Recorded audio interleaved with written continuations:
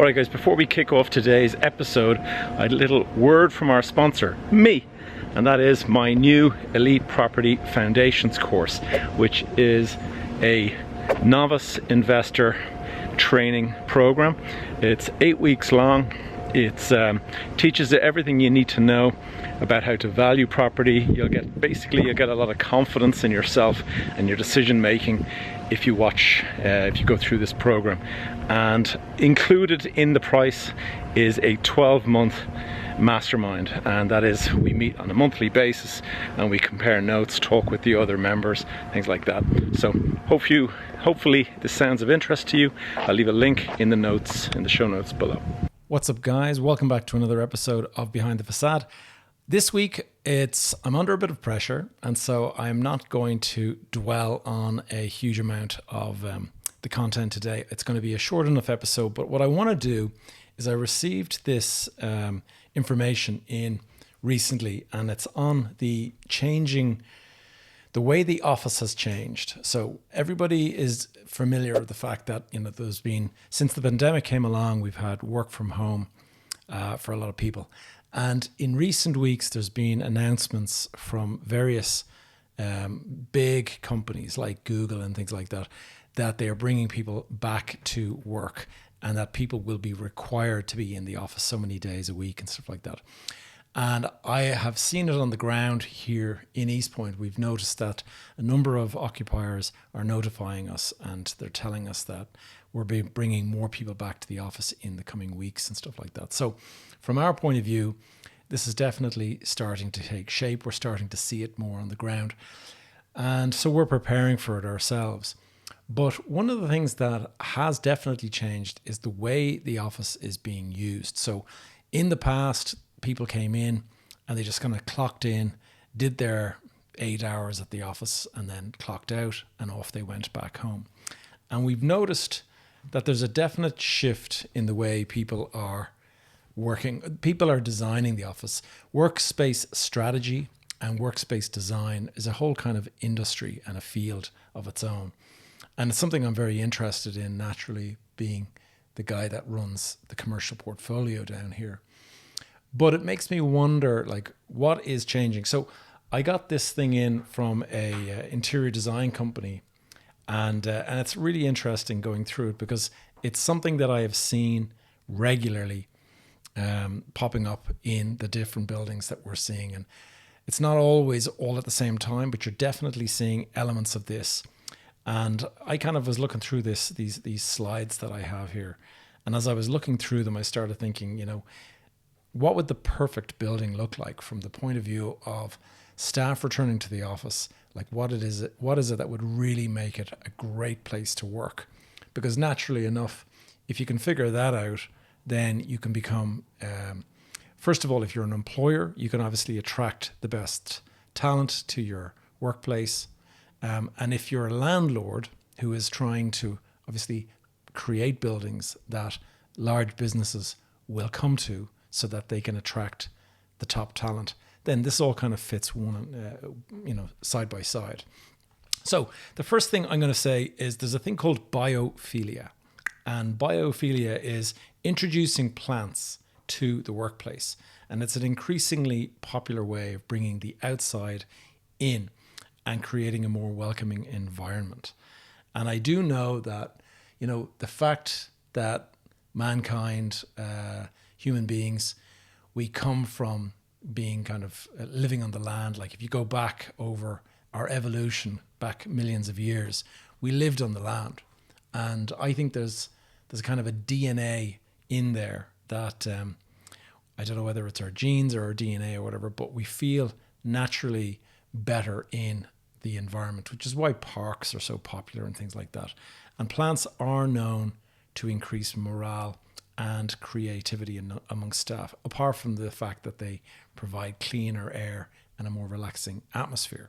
So biophilia is definitely an area that has been picking up, and what you'll see is things called living walls, where they actually build a wall in the office, and that wall will actually have water irrigation system built into it, and there will be sort of pockets or little buckets of soil so that the plants can actually grow on the vertical surface.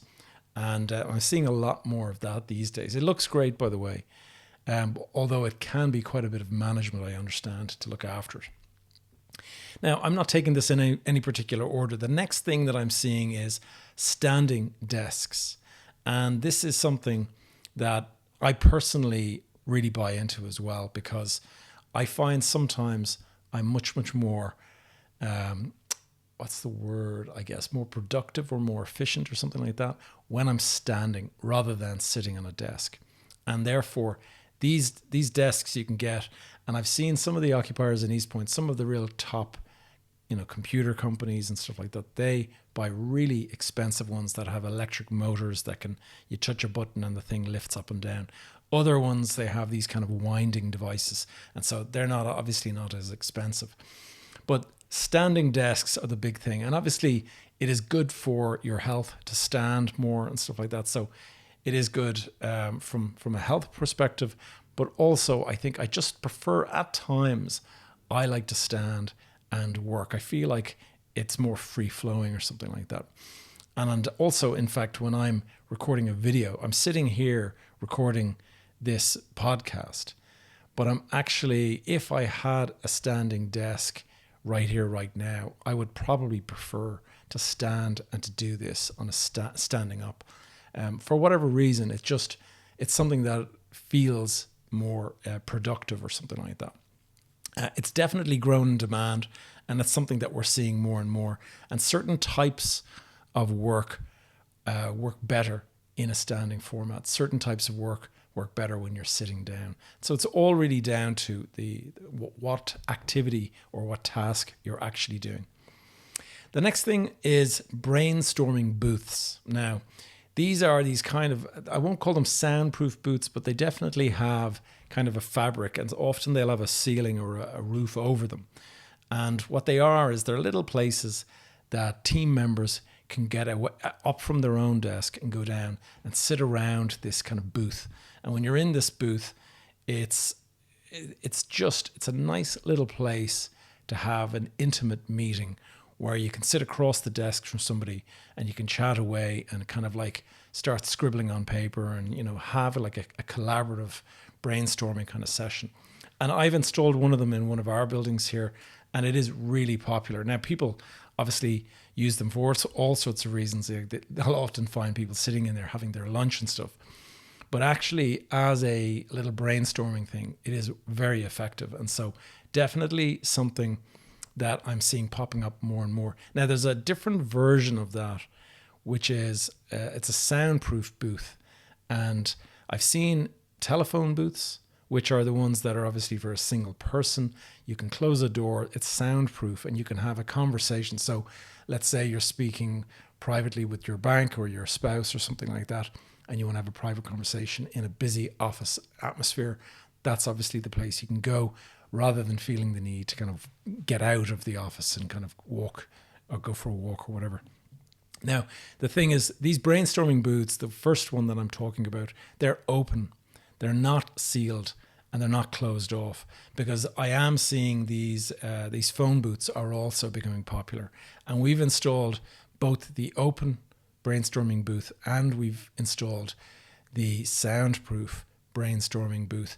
I think it's probably more of a meeting booth where, let's say you're in a busy office and you're bringing somebody in to have like an annual review, and you're sitting in front of a staff member and you're going through their performance. That is not the kind of conversation that you have in an open office floor with everyone listening in. So that's when a soundproof booth works. The next thing we're seeing is coffee docks. Now, coffee docks are completely separate to the canteen. In the larger offices, everyone seems to have a canteen, and that's the main place where you go down and make your food and all that kind of stuff. But the coffee docks are something that you put on kind of each floor. So you might have one main canteen in one of the larger buildings that we have here. There is a main canteen, and they can serve 100 people lunch, and there'll be kitchens associated with it and all that. That's not what I'm talking about. That'll go into a lot of the bigger offices, but also a coffee dock is an area so that you can get up from your desk, you can walk down, a couple of meters from your desk, and you can just go into this coffee dock, and it provides for a kind of breakout space. So it becomes something akin to a kind of a social area. A little bit like, the old sayings in the past you had that people would like to catch up with their friends and talk football and stuff at the water cooler. Well, this is essentially the water cooler. Your coffee dock is a place where you can go, you can pour hot water, make a coffee, but you can also get cold water. There's probably a refrigerator there to get bottled water as well or whatever. And they are definitely providing kind of breakout space. And one of the buildings that we have, there's a whole area with tables and chairs and stuff like that. So it becomes kind of like a mini canteen, but it's definitely separate. And there is no cooking facilities in this. There's just simply hot water and cold water. Next big thing that we're seeing is personal storage lockers. And one of the policies that I'm seeing in a lot of buildings now, you're moving towards what's known as the nimble workplace, or the what's the word? There's different words for it, but basically means that you're expected to get up from your desk, clear your desk, put all your stuff away in a locker, and then somebody else can come along later that day or the next day or whatever and actually sit down at what was your desk for the day. And obviously, if you got that kind of thing, now, it's the agile workplace is the word I was thinking of. Not everybody is too fond of this. People like to have their own space. They like to have the ability to sit down. They've got photographs of the family sitting, and they might have folders and, books and things like that on their desk or on a shelf behind their desk. That is starting to be done away with. The agile workplace is basically where there is not enough desks for the people employed in the business. And it is on the basis if you do some sort of we'll say a survey or research on your staff movements, you will find that, 10-15% are out sick or are away traveling on holiday, whatever it is. Another 10-15% will be out at meetings, meeting clients and things like that. And so something like 20% of the workforce is never actually physically present in the building at the same time as everyone else. And because of that, the old way of organizing your workplace was that you had, say, 100 desks for 100 people working there. Nowadays, what we're seeing is 80 desks for 100 people working there. And there will be so many people that have their fixed desk, the manager and the important kind of managerial kind of positions, but then the people that would be, say, salespeople that are on calls, that are going out meeting clients and stuff like that, those guys would not have a fixed desk.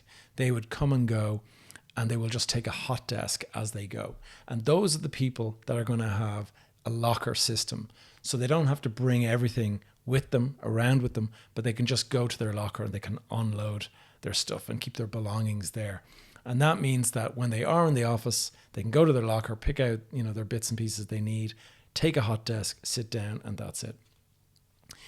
Next thing we're looking at is social breakout spaces. And these are really becoming popular in the offices now. The old day, the previous way of working was to come in, clock in, sit down at your desk for the whole day, get your work done, then go home. Nowadays, people, they can do a lot of their work, a lot of their concentration can be done sitting at their desk at home or sitting at their kitchen table at home or whatever. So concentration and quiet work is not necessarily needed at the office any longer. But the reason you go to your office is to socialize with your work colleagues, to collaborate with your work colleagues, and just the feeling that you're going in for a little bit of banter, catching up with people and stuff like that. And that's very important from a cultural point of view. A company, it's super important that a company has got the loyalty of its staff, and you don't feel loyal if you don't have a bunch of friends that you miss when you're not at the office. If you are sitting at your kitchen table working for the last 3 years and you haven't met any of your colleagues in 3 years, well, that the social connection isn't really there. And you could work in another place and it wouldn't really make any difference to you at all. So obviously managers and recruitment people and HR staff and stuff, they see the importance of having this social spaces. So you're coming in now, and instead of it being row after row of desk, you have these breakout areas.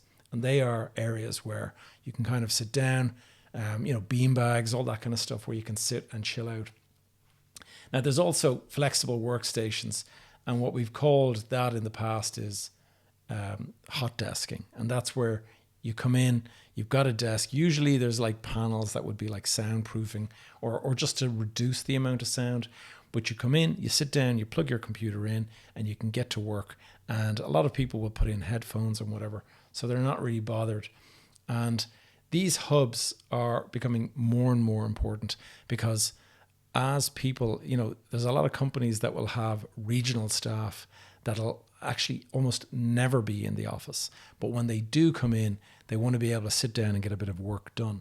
And so I know, for example, one of the buildings here in the park, there is a company that has about 65, 70 desks in their office, but they have about 130 staff.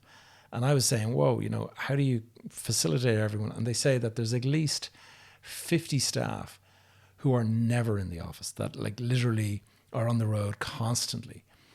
But they want the ability for them to come in at times for, meetings with the manager or whatever it might be. And also they sometimes they want to come in and they want to invite a client to the headquarters. And so they want to be able to come in, they want to be able to do a bit of work while they're waiting for that meeting to begin.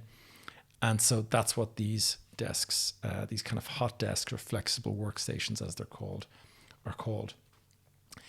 The next thing is town hall areas. Now, as I mentioned, the team, getting together with your team, all that kind of stuff is becoming more and more important for the big employers who are trying to recruit staff and retain staff. And so the company culture is very important. And they're finding one of the reasons why so many of the big companies are starting to insist on people coming back to the office is because they have noticed either damage to the company culture. And so there's less people feeling loyalty to the business, but also productivity has been suffering in some ways. So the town hall is an area where you come in and you're kind of drumming up support, motivation, inspiration for the staff. And a lot of the time that'll have like bleacher seating, those seats that can be pulled out from the wall and then they can get pushed back. So these spaces become kind of double up as collaborative spaces, breakout areas, but also when the boss wants to kind of have an all hands on deck kind of meeting, or a town hall as it's called, they can grab them together. Obviously private meeting rooms are essential. And in the past, people had their own private office. That was one thing. But now when you're coming into meetings in the office, collaboration and stuff like that, it can be very hard to have a collaborative office meeting in a big open plan space where you've got lots of noise and racket in the background and stuff. So there's an awful lot more private meeting rooms being kind of specified in areas of the office. There's zoning is another thing. People are starting to kind of create zones, and you will have an area where it's kind of quiet work, and that might be, it might kind of resemble like a library, but if somebody wants to go and catch up on some reading and stuff like that for their job, they can go down to this quiet area. Or if they want to kind of log into a Zoom call and they just want to listen in or whatever, then there'll be other areas where there's collaboration taking place. And that is obviously much more hands-on and stuff like that. Now, obviously, meeting rooms are the best place for that kind of thing. And a lot of the time they're going to be putting white boards on the wall, so you can actually write on the wall. You can put Post-its up. And I'm seeing an awful lot more of that kind of active collaboration meetings where people will stand around in the room and they'll each have Post-its, and on the Post-its you'll have different colors that represent different things. So an idea is a certain color, a mandate is another thing, and whatever it might be. And people will put up these Post-its, but it's kind of a brainstorming thing. Then they'll photograph the wall with all of the ideas, and then they'll take that away, and that is the collaboration. So, guys, that's it, really. That's all I've got for you this week. It's a short one, but these are definitely things that I've noticed, and I'd be really interested to hear your opinion if you're working in an office and you're seeing this kind of thing, or if I've left anything out. But the last thing I'll mention that I have seen a lot more of is office fitness facilities. In at least 3 buildings here, we have seen people installing gyms. And there's a couple of issues with that. First of all, there is a need to have like a rubberized floor, because people that are running on, say, a treadmill or something, there's a pounding kind of a sensation. So that's one of the problems. But second of all, insurance has been a problem, I've noticed. And people, before you install a gym in your office, people have to go and bring in like a personal trainer who can do an induction day and all that, so that people can't injure themselves and then turn around and sue the company for this. And so that has actually prevented these gyms, these internal kind of gyms, from taking off. But the likes of a treadmill, the likes of a rowing machine, I have seen some of those things being installed. And here in East Point, in the last couple of days, we've installed some outdoor exercise stations. And so what the idea being that you can come along, if you're out for a walk or something like that, you'll see these machines. You'll often see them in parks where you can walk up and you can kind of do a couple of chin-ups or sit-ups or whatever it is. And there's actually like a bench there to go and do that kind of thing. So this is the way it's moving. Love to hear from you guys on your thoughts and whether you're seeing anything and whether I've left anything out. So guys, I hope you found this video useful. If you did, please leave a like and comment below. Just let me know. Have I forgot anything? Have I left anything out? I'd love to hear from you guys. I'll speak to you next week.